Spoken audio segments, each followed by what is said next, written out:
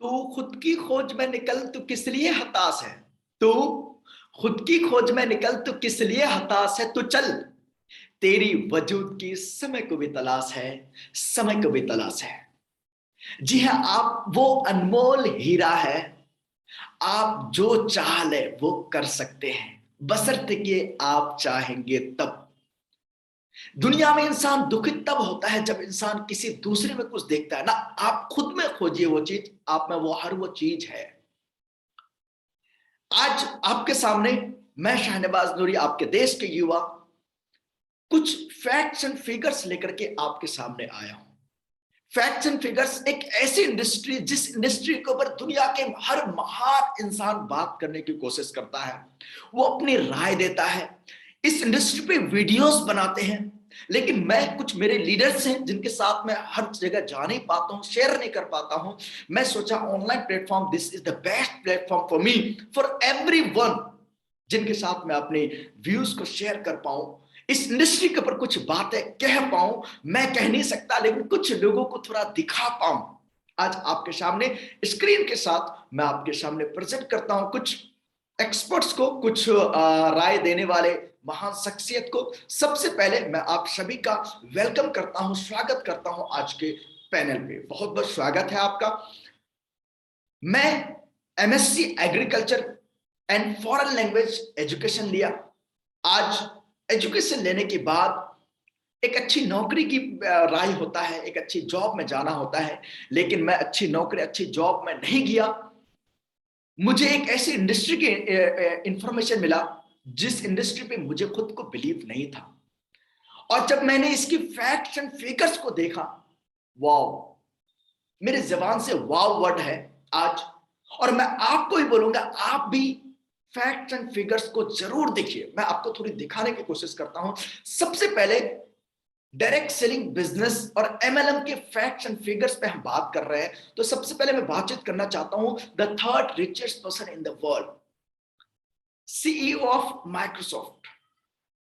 ये वो शख्स है जिनका नाम टॉप 10 रिचेस्ट पर्सन में आते हैं। कुछ दिनों से टॉप 1 से हिले ही नहीं। ये शख्स नहीं कर सकती, ये तो शख्सियत है। इस शख्सियत से क्वेश्चन पूछे जाते हैं कि सर, आप टॉप पोजीशन पे हैं, आपकी टॉप पोजीशन पे लाने के लिए आपका बिजनेस क्या है? हवा में है। आपका बिजनेस हवा में है। इंटरनेट, विंडो, विंडो के ऑनर हैं। लेकिन ये अगर करेक्ट हो जाते हैं, किसी तरह करप्ट हो जाते हैं, so what you will do this that time? तो इनकी आंसर होता है, ये बोलते हैं, ये कहते हैं, if I would be given a chance to start all over again, I would choose network marketing. ये नेटवर्क मार्केटिंग करने के लिए सलाह देते हैं। ये नेटवर्क मार्केटिंग अपने ऊपर लागू करते हैं। ये दुनिया के महान इंसान है। मैं इनको देखा, मैं आगे बढ़ा, मैं ये भी देखा 11th president of India, the great scientist mister APJ Abdul Kalam. ये कुछ इस तरह से कहते हैं, ये कहते हैं कि network marketing is the fastest growing business of 21st century which must be joined by every young man and woman globally, otherwise you can never get the best of your youth age। अगर आप सही as पे कुछ achieve करना चाहते हैं, अगर आप नेटवर्क मार्केटिंग इंडस्ट्री पे नहीं आएंगे, आप अचीव नहीं कर पाएंगे। ये वो महान लोग हैं जिनकी किताबें पढ़ के अपने जिंदगी को बनाते हैं, जिनको हम मानते हैं, जानते हैं, जिनको फॉलो करते हैं। ये लोग दुनिया पे राज करके गए हैं। मैं आगे बढ़ता हूं, आज के युग की बात करता हूं, मैं अपने देश की बात करता हूं। मैं आपको नॉलेज के लिए बता दूं, मैं आपको बता देता हूं, हिंदुस्तान में आज 5 साल से 5 ईयर से डायरेक्ट सेलिंग की एजुकेशन चलती है। वो भी स्टार्ट कहां से हुई? वो स्टार्ट हुई university of Delhi, Delhi university से। सब्जेक्ट कॉमर्स में नेटवर्क मार्केटिंग का लेसन है। आपको फुल डिटेल्स में आपको यहाँ पे एजुकेशन दिया जाता है, पढ़ाया जाता है। अब आप सोचो, जब पढ़ाई करके, एजुकेशन लेकर के अगर युवा आएंगे, तो आप उन्हें गलत कह सकते हैं, आप फ्रॉड कह सकते हैं। आज हम मार्केट में जाएं, कोई भी हमें कुछ भी बोल देता है, उनकी बात को हम मान लेते हैं और हम फॉलो करना स्टार्ट कर देते हैं, नहीं ये गलत इंडस्ट्री है। लेकिन और आपको दिखाता हूं, थोड़ा और भी देखने की कोशिश कीजिए। Regulatory body given by industry minister, आपको बता दूं हिंदुस्तान में आपको रेगुलेटरी बॉडी बॉडी दे चुकी है। रेगुलेटरी बॉडी कब दिया? 2012 में इंडस्ट्री की इंफॉर्मेशन मिली मिनिस्टर्स को, लेकिन उस समय मीटिंग नहीं बैठाए, वो फिर मतलब किस में लग गए, सर्च में लग गए। तो 4 दिसंबर 2014 को हमारे होम मिनिस्टर और जितने सारे मिनिस्टर थे और जितने सारे उद्योगपति, बड़े बड़े सीनियर ऑफिसर लेवल के बंदे थे, वो यहाँ पे बुलाए गए और मीटिंग बैठाई गई। वो मीटिंग हुई फिक्की में। मीटिंग क्या है, थोड़ा ध्यान से आप भी सुन लीजिए। बहुत बहुत आभार। हमारे बीच में अब है Shri Ramvilas Paswan, minister consumer affairs, food and public distribution. We welcome you, sir. Thank you so much for agreeing to our request and being present here. With the minister, we also have his very, very dynamic secretary, Sahab, Shri Keshav Desi Raju, Secretary Consumer Affairs and Foods and Public Distribution. You've been our guiding force, sir. Thank you so much for being here. On our panel today at the inaugural, we have Mr. Siddharth Birla. He's President FICCI. And thank you so much for being here. And Mr. Kurush Grant, who's Chair FMCG Committee. And our knowledge partner, KPMG partner, KPMG, Mr. Rajat Wahi. Welcome all of you. 2 साल पहले direct selling का ये मुद्दा हमारे FICCI तक पहुंचा. We realized that this industry not only has the capacity to develop business, develop entrepreneurs, but also has capacity to serve consumers, reach out to millions and millions of people at all levels. Without taking much of a time, we would like to formally welcome our dear Minister Sahab, Shri Ramvilas Paswan, with a green certificate. It is the green way of FICCI. Mr. Wahi and all our friends and senior officials who are here today. FICCI 87 साल की हो गई। महात्मा गांधी की प्रेरित organisation है जो हिंदुस्तान के व्यवसाय को किस तरह से बढ़ावा मिले और किस तरह गवर्नमेंट के साथ एंगेजमेंट हो, और अब जो माहौल एक बना हुआ है ग्रोथ का और डेवलपमेंट का, इसमें हम अपना पूरा योगदान किस तरह से दे सकते हैं वो हम निरंतर जुड़े रहते हैं। जिस तरह से कंज्यूमर मार्केट की ग्रोथ हो रही है, जिस तरह से कंपनियां नए नए कंज्यूमर्स के पास जाना चाह रही हैं, उसमें डायरेक्ट सेलिंग का एक बहुत बड़ा हाथ है। और हमने भी इस इमर्जिंग सेक्टर में एक बहुत दिलचस्पी हमें लगी और इसमें हमने एंटर किया। हमारे विचार में जो काफी चैलेंजेस हैं इस सेक्टर के अंदर, अभाव है एक clear definition of multi level marketing का। तो फिक्की की ये एक सुझाव रहा है कि एक सेपरेट रेगुलेटर होना चाहिए डायरेक्ट सेलिंग इंडस्ट्री के लिए, नहीं तो कई इसमें डायरेक्ट सेलिंग के रास्ते में बहुत बाधाएं आती हैं। ये वो मिनिस्टर हैं जो डायरेक्ट सेलिंग पे आपको रेगुलेटरी बॉडी देने की बात करते हैं। डायरेक्ट सेलिंग में जो चैलेंज आते हैं, जो उल्टी सीधी फ्रॉडी कंपनी लेके आ जाते हैं, उन्हें रोकने के लिए, बंद करने के लिए, युवाओं को बिलीव दिलाने के लिए डायरेक्ट सेलिंग पर रेगुलेटरी लेके आ रहा है, रेगुलेटरी बॉडी की बात करते हैं। अच्छा यही नहीं, मैं आपको हमारे minister, home minister Ramvilas Paswan की भी जवानी थोड़ी सुनाते हैं, थोड़ी सी उनको भी सुनिए, आप उनको भी, उनसे भी आप राय लीजिए। वैश्वीकरण के इस दौर में एक और जहां प्रति व्यक्ति आय तेजी से बढ़ रही है, तो दूसरी ओर तरह तरह की उपभोक्ता वस्तुओं का प्रसार भी देश भर में हो रहा है। अनुमान है कि आगामी 10 वर्षों में देश में उपभोग आज के स्तर से 4 गुना हो जाएगा। हाल के दिनों में डायरेक्ट सेलिंग अथवा सीधे व्यापार मॉडल का प्रचलन तेजी से बढ़ा है और इसके और बढ़ने की संभावना है। ये बताते हैं कि डायरेक्ट सेलिंग बिजनेस आने वाला टाइम पे बहुत तेज रफ्तार में बढ़ने वाला है। अच्छा मैं आपसे ये भी चीज थोड़ा जानना चाहता हूं, हमें गली मोहल्ले के काका साहब हो, दुकानदार वाले भाई साहब हो, चाहे वो मतलब तिल गोल गप्पे भी लगाते हैं, उनकी राय हमें अच्छा लगता है। मैं आपसे जानना चाहता हूं, ये जो सामने आपके दिख रहे हैं, ये जो कुछ चेहरे दिख रहे हैं, ये कौन है? ये फेलियर लोग हैं क्या? भाई साहब, ये कामयाब लोग हैं, ये एक्सपर्ट लोग हैं, ये बिजनेस को किस तरह उठाया जाता है, बैठाया जाता है, इनको पता है। इनकी तरह मेंटेन करने के लिए एक गोलगप्पे बेचने वाले या एक किराने दुकानदार वाला भाई साहब को पूरी जिंदगी लग जाएगा।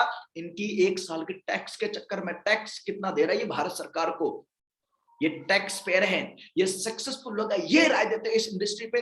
अच्छा यही नहीं, आगे बढ़ते हैं, थोड़ा और भी आपको 1-2 चीजें दिखाने की कोशिश करता हूं मैं। आज 100% आपके हमारे गवर्नमेंट इन्वॉल्व कर चुके हैं डायरेक्ट सेलिंग पे। डायरेक्ट सेलिंग पे आपको रेगुलेटरी बॉडी दे चुके हैं। अब आप हिंदुस्तान के किसी भी बंदे को, किसी भी शख्सियत को आप इंफॉर्मेशन दे सकते हैं, आपके पास अथॉरिटी है, या आपने, आपकी गवर्नमेंट ने आपको अथॉरिटी दिया है। लेकिन अब आपको मैं थोड़ा रिसेंट मिनिस्ट्री प्लानिंग दिखाता हूं। लॉकडाउन पीरियड में हमारे होम मिनिस्टर माननीय रामविलास पासवान जी का डेथ हो जाता है, दूसरी मिनिस्ट्री आती है। दूसरी मिनिस्ट्री आया तो वो लॉकडाउन पे फिजिकल मीटिंग नहीं कर सकते थे, तो इन्होंने क्या किया युवा के लिए, क्या क्या देश के बेरोजगारी को खत्म करने के लिए, रोजगार के लिए इन्होंने ऑनलाइन मीटिंग बैठा दिया। और उसके बाद बिलीविंग लेवल जब कम हो रहे थे, उन्होंने क्या किया है बिलीविंग लेवल को बढ़ाने के लिए, थोड़ा सुनिएगा इनको। आज शूलनी विश्वविद्यालय के इस कार्यक्रम में, डायरेक्ट सेलिंग के कार्यक्रम में हमारे बीच में मुख्य रूप से उपस्थित हमारे प्रदेश के शिक्षा मंत्री आदरणीय श्री गोविंद सिंह ठाकुर जी। बस ज्यादा नहीं सुनेंगे, थोड़ा समय कम है, आपके पास भी टाइम कम है, मैं थोड़ा ये शॉर्टकट में बताने की कोशिश कर रहा हूं। रिसेंट मिनिस्ट्री आया तो डायरेक्टली यूनिवर्सिटी खोलने की बात करते हैं, एजुकेशन की। ये देख रहे हैं कि नहीं यार, लोग समझते नहीं है, लोग बहुत नेगेटिव हैं, क्योंकि बहुत सारी फ्रॉडी कंपनी ने मार्केट को भी गलत किया है। ये डायरेक्टली यूनिवर्सिटी, सोलनी विश्वविद्यालय में डायरेक्ट सेलिंग की बात करते हैं। ये देख रहे कि नहीं, जो हमारे एजुकेटेड युवा है वो, उनके पास रोजगार नहीं है, वो कुछ नहीं कर रहे हैं, वो 10 साल 20 साल 30 साल 40 साल से स्ट्रगल कर रहे हैं। जॉब अगर मिल भी चुका है तो कर रहे हैं, कुछ कर नहीं पा रहे हैं, सिर्फ पेट पालते हैं और स्ट्रगल वाली लाइफ में है। तो इन्होंने क्या किया कि वे अपने शिक्षा मंत्री को लेकर आ गया मीटिंग पे। शिक्षा मंत्री को मीटिंग पे अगर लेके आए हैं तो मैं अब आपसे पूछना चाहता हूं, आप एजुकेटेड हो भाई, आपके पास डिग्री में क्या है? IITN की डिग्री है, MSc की है, वो आप PhDN है, एनीवन। शिक्षा मंत्री के सामने उस डिग्री की क्या वैल्यू है? अगर इनके पेन में इतनी ताकत है, ये अगर PhD की डिग्री में अगर ये गलत साइन कर दिया तो वो डिग्री जिंदगी भर के लिए फर्जी घोषित हो सकता है। इतनी बड़ी ताकत है, आज इनके पेन में ताकत है। ये मिनिस्टर है, शिक्षा मंत्री है, ये डायरेक्ट सेलिंग के बिजनेस में आके बैठे हैं। तो हम आप क्या इस इंडस्ट्री पे नहीं आना चाहिए? हाँ, सही कंपनी देख करके, सही लोग देख करके आप बिजनेस में आप इन्वॉल्व कर सकते हैं। मैं आपको और भी 1-2 फैक्ट फिगर दिखाता हूं, एक्सपर्ट्स को दिखाता हूं मैं, उनकी व्यू क्या है, जो दुनिया के एक्सपर्ट है वो क्या बोलते हैं, उनकी जबानें थोड़ा सुनने की हम कोशिश करते हैं। थोड़ा इनको भी सुनिए, ये कौन शख्स है?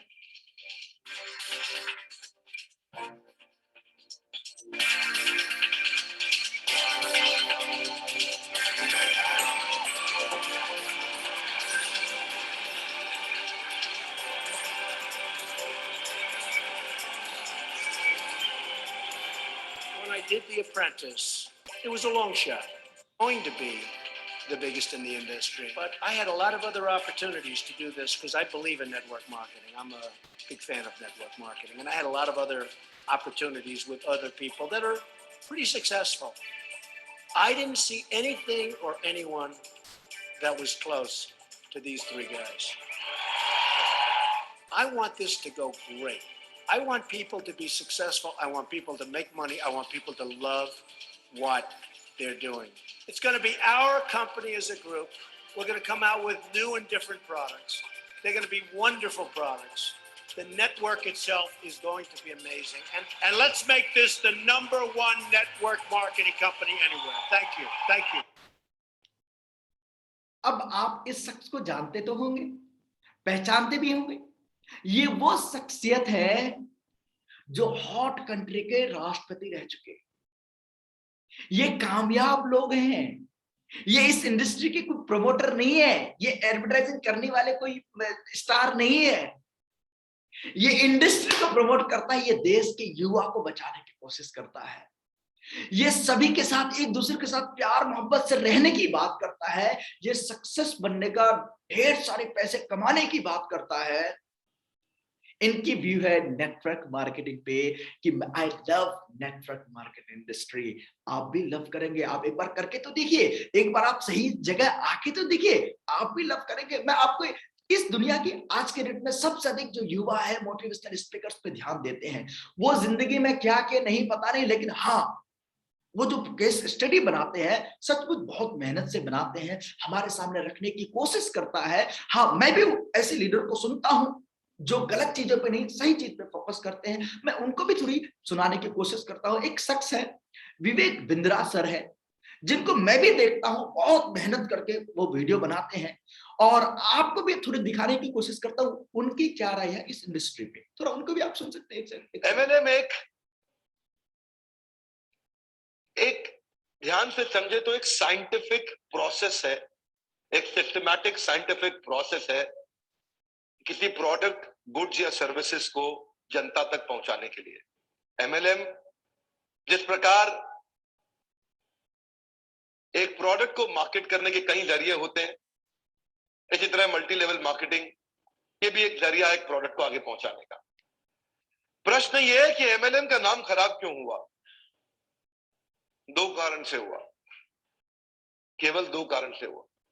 पहला कारण, एक ऐसी कंपनी जो स्कीम या स्कैम के साथ आ रही है और एग्जिट डेट, धंधे को बंद करने की डेट पहले ही दिमाग में लेके आ रही है, एक तो उन लोगों ने इसका नाम खराब किया, और दूसरा उन फेलियर लीडर्स ने इसका नाम खराब किया जो एमएलएम में सफल तो हो नहीं सके, तो बाहर जाकर के इतनी इसकी बुराई करते हैं कि कहीं कोई और भी सफल ना हो जाए।